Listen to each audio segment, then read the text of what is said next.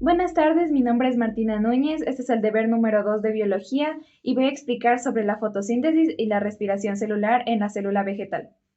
La respiración celular es un proceso catabólico ya que degrada compuestos grandes en moléculas más pequeñas.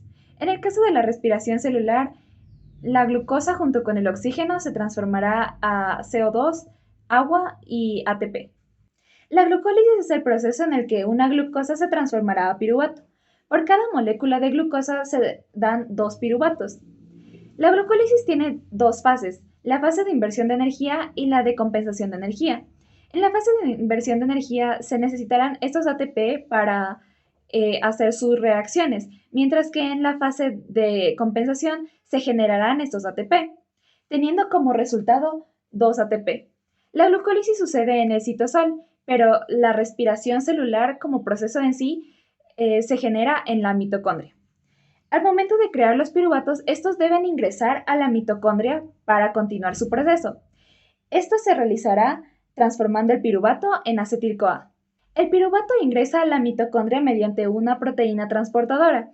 En este proceso se liberará CO2, el NAD se reduce a NADH y se agrega la coenzima A. De esta manera se forma el acetil-CoA para continuar en el siguiente proceso que es el ciclo de Krebs.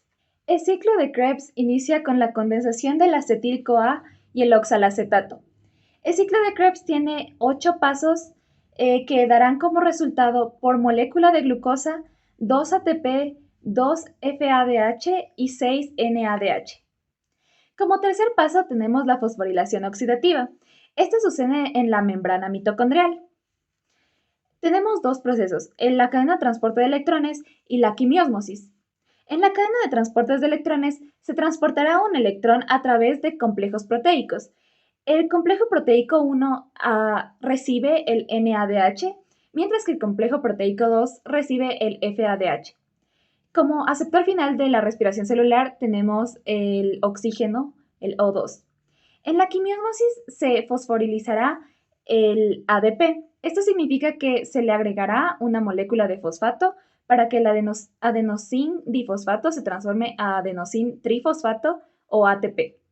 Este proceso nos da como resultado de 32 a 34 ATPs. Todos estos procesos se generan gracias a la presencia de O2, pero cuando no existe este O2 se dan procesos como la fermentación, y hay dos tipos, la fermentación láctica y alcohólica. La fermentación láctica da como resultado tres lactatos, mientras que la fermentación alcohólica, como su nombre lo dice, nos da como resultado alcohol. La fotosíntesis es un proceso anabólico, al contrario de la respiración celular, que es un proceso catabólico. Al ser un proceso anabólico, construirá moléculas grandes a partir de moléculas pequeñas. En este caso, ocupa agua, CO2 y energía lumínica captada del sol y las transforma en glucosa. La fotosíntesis tiene dos pasos, las reacciones de la fase luminosa y el ciclo de Calvin, que ambas suceden en el cloroplasto, solo que en diferentes partes. Las reacciones de la fase lumínica ocurren en presencia de la luz solar. En este proceso se transforma el agua en oxígeno. Esto sucede en los tilacoides, más específicamente en la membrana tilacoidal. En esta membrana tilacoidal existen los fotosistemas 2 y 1 que actúan en ese orden, transportando electrones. Pero la función más importante de los fotosistemas es que transforman la energía lumínica en química. Luego ocurre la quimiosmosis, en la que el ADP se fosforiliza a ATP mediante la adición de un fosfato. La principal diferencia entre la fosforilación de la respiración celular, el proceso de quimiosmosis, y entre la fotosíntesis es que el bombeo de protones en la mitocondria sucede por la oxidación de ciertas moléculas, mientras que en el tilacoide ocurre por la energía lumínica captada de la luz solar. Dentro de las reacciones de la fase lumínica se encuentra el flujo cíclico y no cíclico de electrones. El flujo no cíclico de electrones es el más común y genera ATP y NADPH, mientras que el flujo cíclico de electrones no genera NADPH, sino que solo ATP. Esto se debe a que generalmente se expulsa más NADPH de lo que se genera ATP.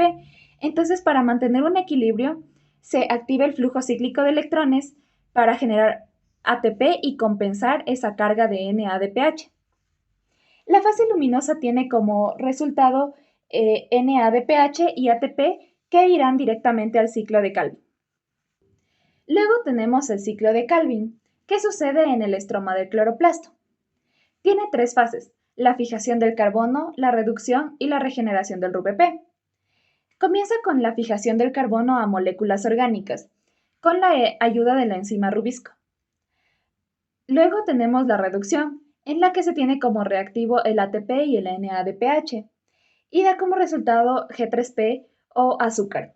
A veces este azúcar ayuda a la regeneración del RuBP. Como último paso está la regeneración del RuBP, en la que también se tiene como reactivo el ATP. Por molécula de glucosa se necesitarán 6 vueltas al ciclo de Calvin, ya que se tiene que fijar 6 carbonos. Una vez el ciclo de Calvin haya dado sus 6 vueltas, tendremos como resultado la glucosa y el oxígeno, que son el resultado de la fotosíntesis. Eso ha sido todo, muchas gracias por su atención.